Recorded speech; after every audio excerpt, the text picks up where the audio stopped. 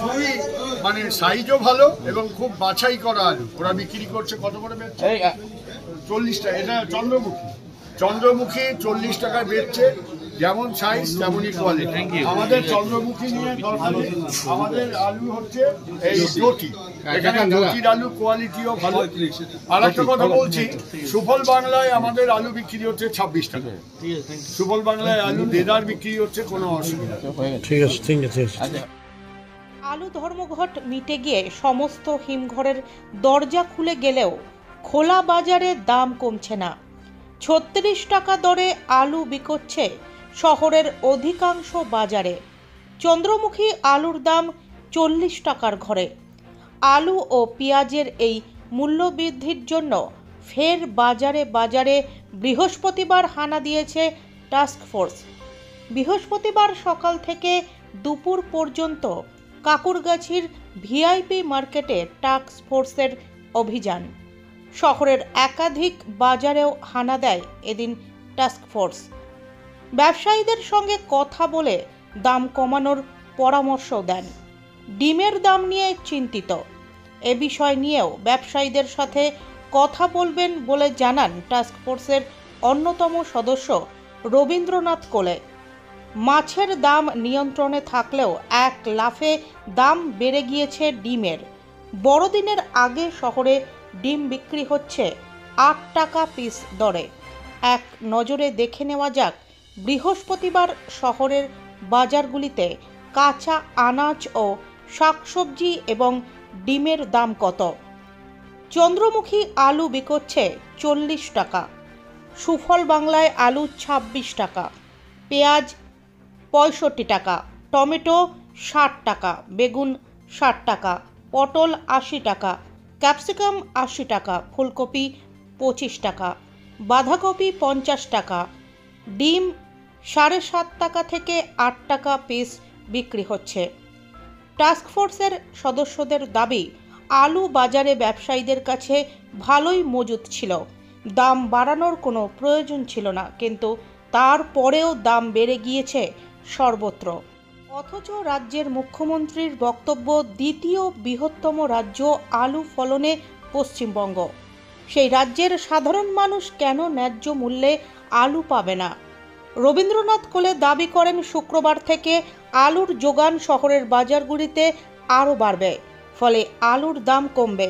কিন্তু ডিমের দাম অতিরিক্ত বৃদ্ধি পাওয়ায় ব্যবসায়ীদের সঙ্গে কথা বলা শুরু করেছে টাস্কফোর্স। আমি বলি যে এটা কাকুরগাছি ভিআইপি মার্কেট। এই মার্কেটের আলুর দামটা এখানে যে দাম হবে অন্য বাজারে এর সমান হতে পারে বা কম হবে, এর থেকে বেশি কোথাও হবে না। কারণ এখানে কোয়ালিটিও যেরকম রাখে, দামও একটু বেশি বরাবরই। সেই জন্য এরা যে দামে বিক্রি করছে 35 করে, আমরা বলেছি যে যাতে আপনারা কম পান, কারণ দাম কমবে। গাড়ি অলরেডি ঢুকতে শুরু করেছে, প্রচুর গাড়ি ঢুকছে। অতএব দাম আলু 32-এই চলে আসবে বলে আমরা খুবই আশাবাদী। এবং যা কালকে প্রিন্সিপাল সেক্রেটারির সঙ্গে কথা হয়েছিল, উনি ফোন করেছিলেন, সেখান থেকে আমরা জানতে পেরেছি যে কোনো অসুবিধা হওয়ার কোনো কারণ নেই। সবজির দাম ইতিমধ্যেই পড়ে গেছে। আর একটা কথা বলছি যে আলু ব্যবসায়ীরা এই যে 2 দিন 3 দিন ধরে একটা অনিশ্চয়তার মধ্যে মানুষকে রাখলো আলু নিয়ে, এটার কোনো দরকার ছিল।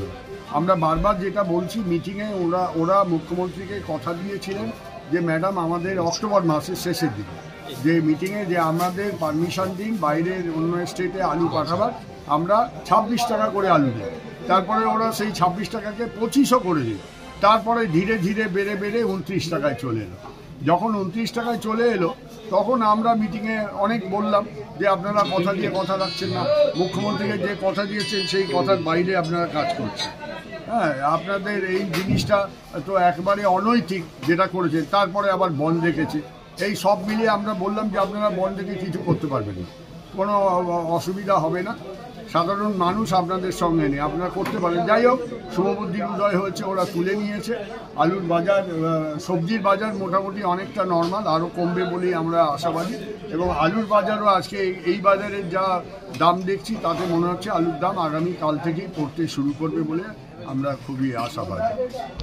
এবং চিন্তার কোনো কারণ নেই। মানুষের কাছে আমাদের আবেদন যে কেউ চিন্তা করবেন না, আমরা আপ্রাণ চেষ্টা করছি, মমতা ব্যানার্জির নির্দেশ অনুযায়ী আমরা করছি, দিদি যা বলছে সেভাবেই আমরা করছি এবং আলুর দাম যাতে বাজারে স্থিতিশীল থাকে তার জন্য আমরা সচেষ্ট।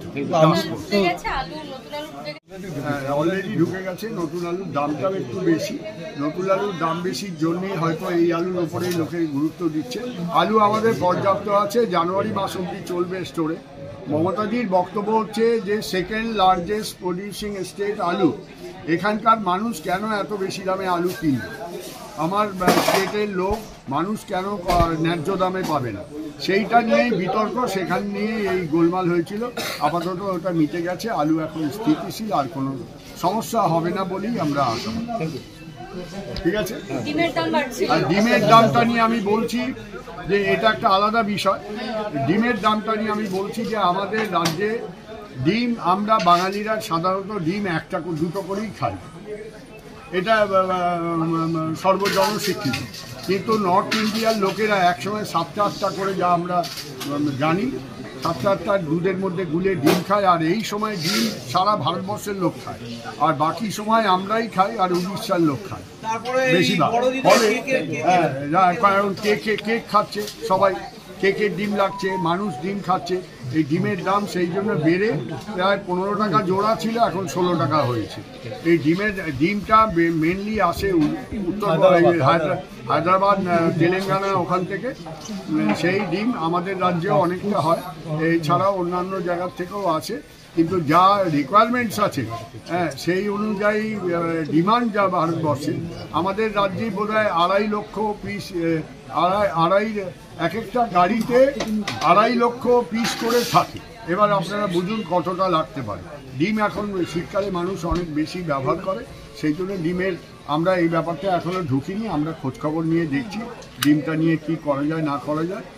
ডিমের যারা এখানে হোলসেলার আছে তাদের সঙ্গে কথা বলেছি কালকে, আশা করছি। ওরা বলছে যে ডিমের ডিমান্ড বেড়ে গেছে বলেই ডিমের দামটা বেশি, এবং বাইরে থেকে যে ডিমটা আসে সেইভাবে কম আসে, যার জন্য ডিমের দামটা এখানে বেশি হয়। আর আমাদের এখানে যেটা প্রোডাকশন হয় সেটা অনেকটা অপর্যাপ্ত, যা রিকোয়ারমেন্টস তার থেকে অনেকটাই কম হয়, অনেকটা পেঁয়াজের মতো। তবুও এখানে এখন প্রোডাকশন বেড়েছে। পোলট্রি ফেডারেশনে মাইতি, ওদের সঙ্গে আমরা কথা বলছি, কি হয় দেখা যাক। আমাদের নেক্সট মিটিংয়ে, টাস্ক ফোর্সের মিটিংয়ে এই বিষয়টাও আলোচনা হবে।